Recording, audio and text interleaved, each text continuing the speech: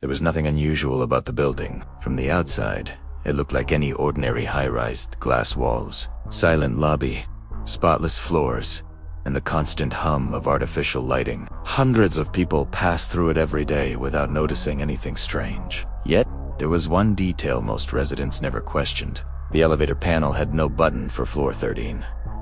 It jumped directly from 12 to 14.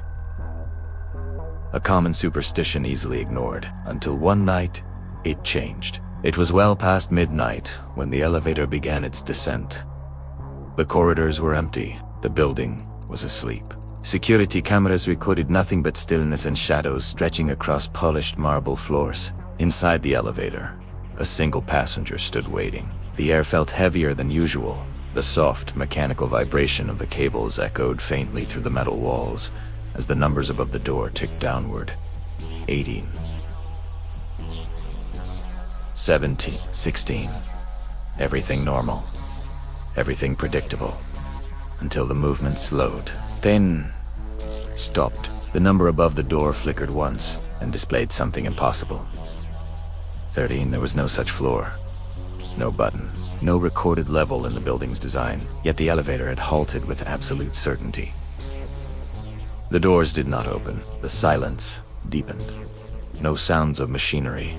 No distant footsteps. No hum of ventilation. Only a suffocating stillness pressing in from all sides. Seconds stretched unnaturally long.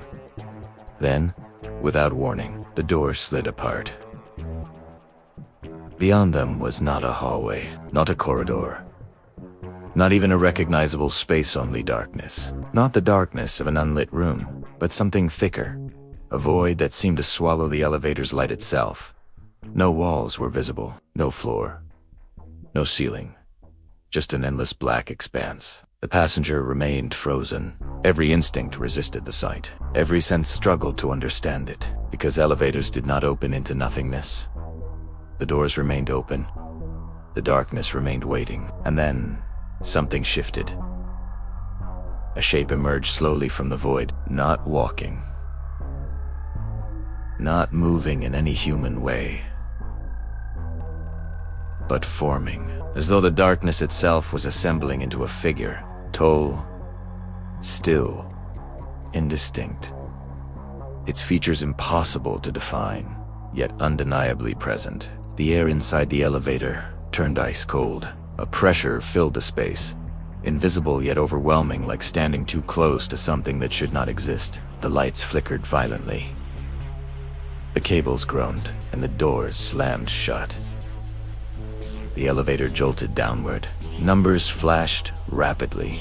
12, 11, 10. The movement erratic, unstable, unnatural. Finally, the elevator crashed to a halt. Floor 1. Doors opening normally. Lobby empty.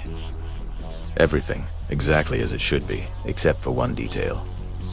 The passenger was no longer inside. Security footage later showed the elevator descending, stopping, opening, closing. But at no point did anyone enter or leave. And from that night onward, the elevator panel changed. A new button appeared. Small, unlabeled, positioned between 12 and 14. No resident admitted installing it. No maintenance record explained it. Yet, sometimes, late at night, the elevator could be seen stopping at a floor that officially did not exist. Doors opening into darkness.